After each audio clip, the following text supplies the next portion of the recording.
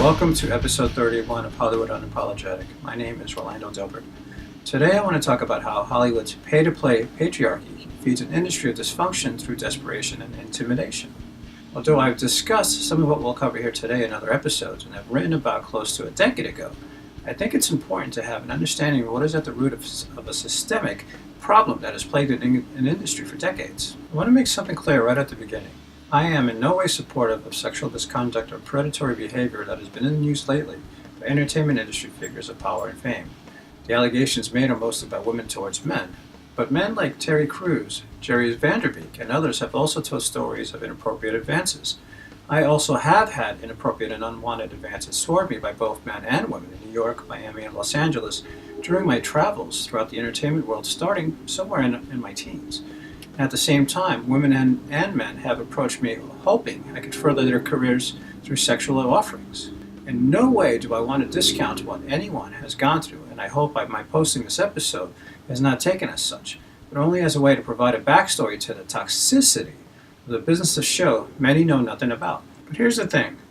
If you've ever been successful in the business side of producing a television and motion picture project seen all of the way through to distribution, you have witnessed and probably had to partake to some degree in paying off multiple people along the way to further your project's success. This may include paying off agents multiple times to have access to on-camera talent and some above-the-line crew members they represent, to producers making sure they get paid upon the project's completion before anyone else does. And then there's the side deals with shady distributors, greedy lawyers, and of angel investors, and others through your travels just to get your damn thing done. Oh, and let's not forget the scam artists that do their best to embezzle whatever they can from you and your production. All of these people make sure they make as much money up front and again on the back end as they possibly can.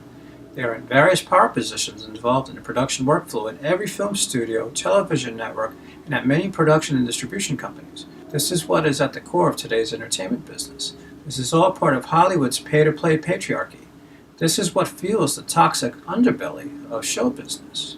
What happens to many individuals when they arrive to a certain level of success is an arrogance and feeling of false self-entitlement, and at least an elitist attitude, if you will. The more money they make, the less of value others of lesser tax brackets become, and sometime they will see those of lesser means as less than people and even sometimes as property. This is where those of power use intimidation to get what they want from the meek and unseasoned. They will use intimidation as a weapon system against the naive. What does those in power positions want? More money.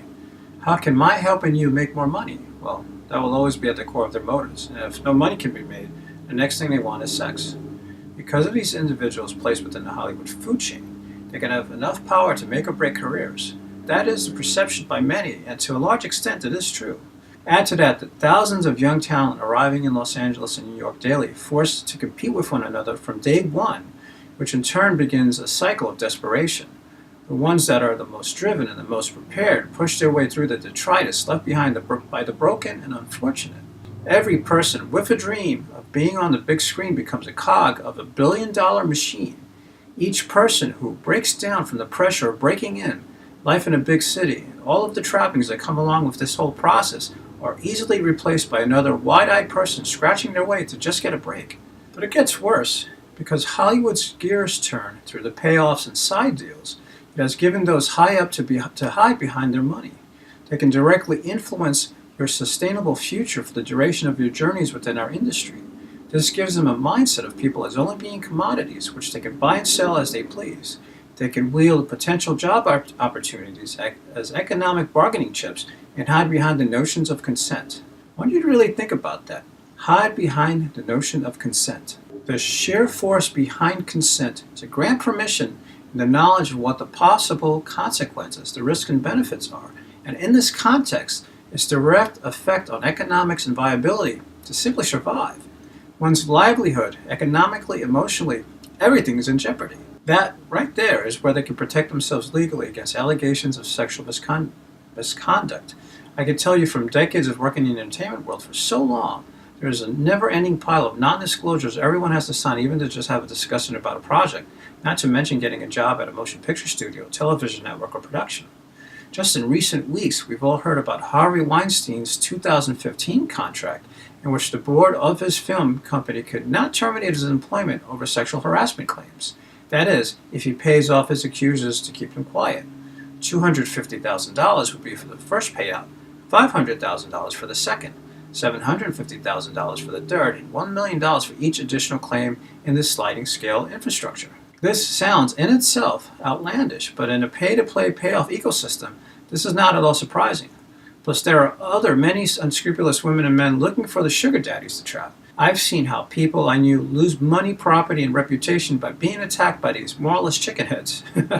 When you go to any of the Hollywood parties, they often stand out.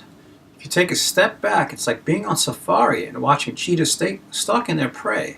They bounce from person to person, probing for the ones that are well off.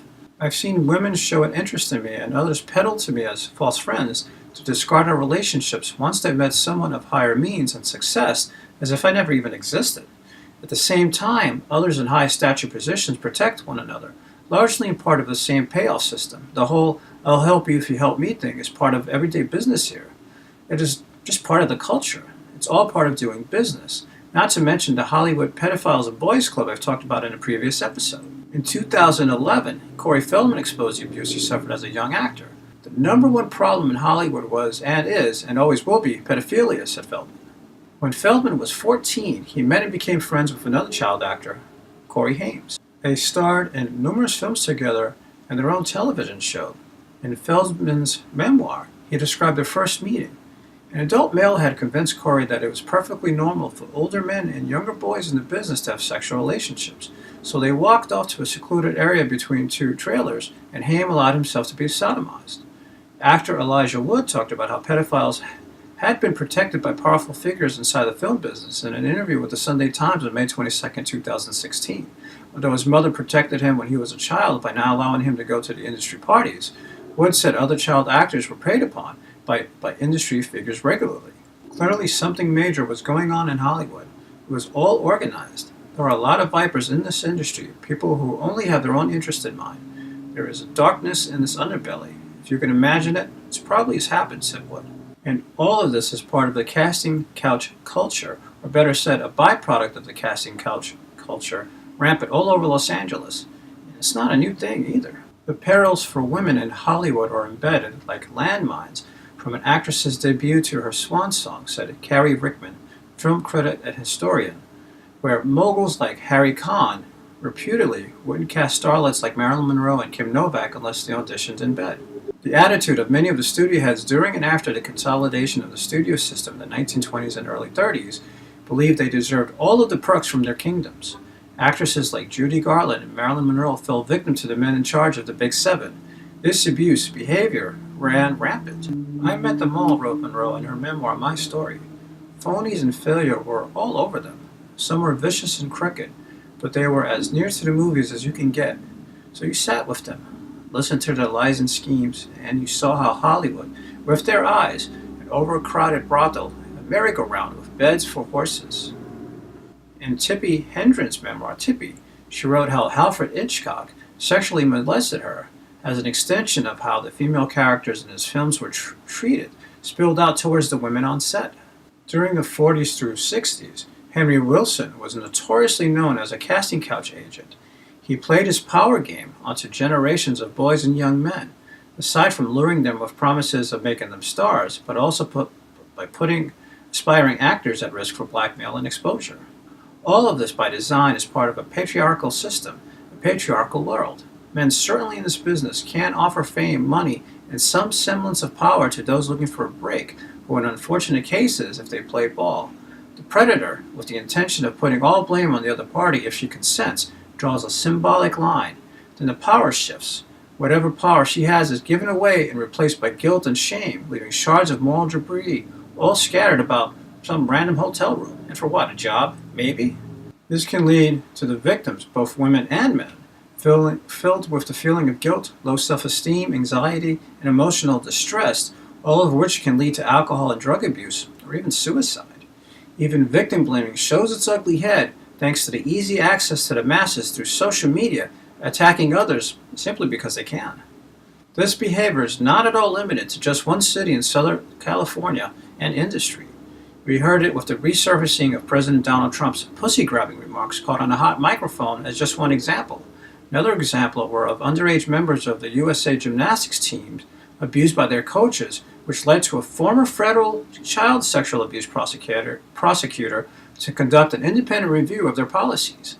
These led to policies prohibiting adults from being alone with any minor gymnast and prohibit any form of contact via email, social media, or text messaging.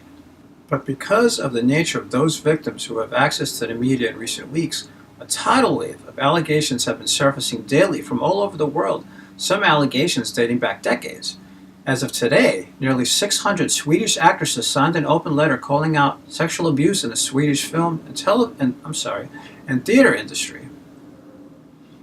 In part by the Me Too movement that regained much public attention recently, these women and men have come together to call out the abusers, those in power positions, politicians, for failing to protect women from sexual abuse and for the abusers profiting from them.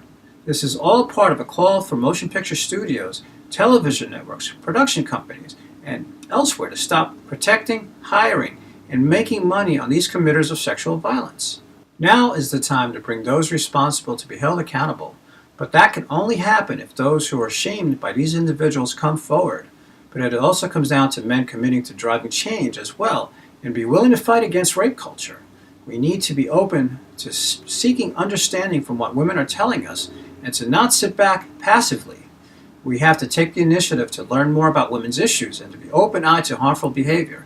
It is our responsibility to do so, otherwise we are part of the problem. Unfortunately, the entertainment industry is only a small part of a much larger problem. This is a problem with cultures all around the world. Part of the reason I started the New Hollywood Generation movement was to empower one another.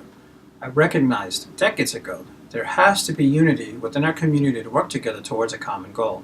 This change in our industry can only happen if more of us are supportive of one another, are creating our own content, hiring the men and women that we want based on our common beliefs and goals, and having our eyes on the future. Hollywood's pay-to-play patriarchy will always be part of the money-making machine, but it does not have to be lined with broken and abused souls in soiled beds and couches. The toxic underbelly of show business does not have to be the way that it is. The world is greatly influenced by what is seen on the screen and heard on the radio. Let's be the new Hollywood generation. Let's give them something that will drive everyone to do something bigger and to make a positive difference in the world. Something I like to leave you with. We're all in it together. Each and every one of you is an important part of our future. You're important to your communities. You're important to our industry. No matter what, remain optimistic and focused on your goal. Never stop believing in yourself. Always remember, you are the key to your own success. Take a breath. Move forward. Together, let's create a revival, a resurgence of Hollywood, bring back the auteur to cinema. Be an active part of the New Hollywood Generation. You are a representative of the New Hollywood Generation. Please subscribe to our channel and share. Don't forget to check out our other videos in the series and follow the link below to get some swag. Thanks. You are a representative of the New Hollywood Generation. Join Hollywood Unapologetic in our quest to positively empower one another, to empower our industry as we speak openly to industry professionals about the true pursuit of our Hollywood dreams and in life. Hollywood Unapologetic is a continuation of the Pollyanna's tear-soaked Battlefields of Hollywood, a survival guide against the cynicism and the hypocritical series of books designed to help you better prepare for success. It is now our time to strive to be a better version of ourselves and to be inclusive of one another. We, as a community, can grow together and be the change our industry needs. We can find unity together and be the change our future needs. We are the New Hollywood Generation. Welcome to Hollywood Unapologetic.